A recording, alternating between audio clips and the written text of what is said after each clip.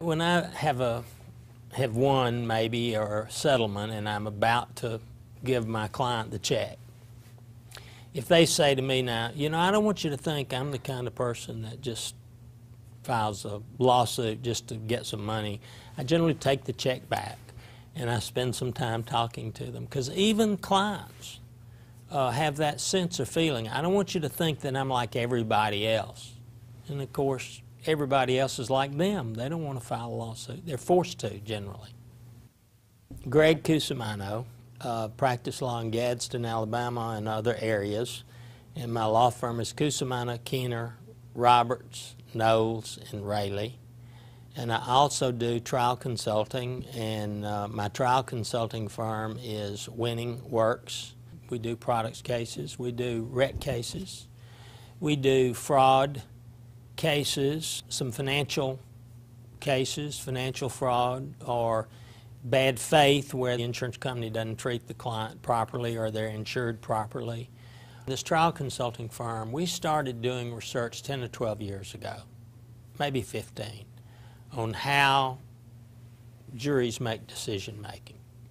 And we've offered those services to other lawyers in a lot of ways. One of the best things that I think we can do that I wish would have been available for me, especially when I was younger, is if a lawyer has a case and they think this may be a life changer case, they're not really sure if they can handle it or if it's good, we can help them make that decision.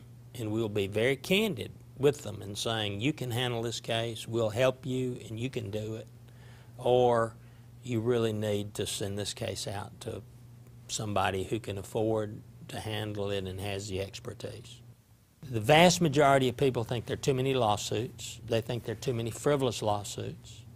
Even in the face of the fact that the number of lawsuits being filed has gone down almost every year for the last 15 years, and that verdicts have dropped 2/3 in the last 10, 20 years in real dollars. When I started practicing law, you could take a fact pattern and just sort of throw it on the table. And if the fact pattern justice was required to be done, the jury would do it.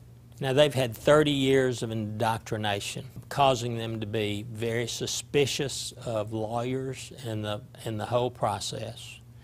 Our approach to preparation starts with the facts, but then discovers belief systems and tries to shape the case to match the belief systems of the people that would be serving on the jury. Because most of us tend to think people are really smart that agree with us. So we're hoping to make a presentation where the jury will feel that way. And once we've gone through that process, then we get to the law. In some of our products cases, we did some lawnmower cases years ago that they developed safety standards for. We've done some corporate work where people were injured in a plant where the machines, they had removed guards or didn't have a guard on something, that they redesigned the machines so that didn't happen anymore. There are a lot of people out there that are benefiting from our work that never knew it and never would know it, and are still benefiting today from it. And I read a quote one time that I used in some of my talks that, you know, filling your pockets at the expense of emptying your souls doesn't leave a whole lot of satisfaction. And so, you know, there needs to be a meaning and purpose in what we do.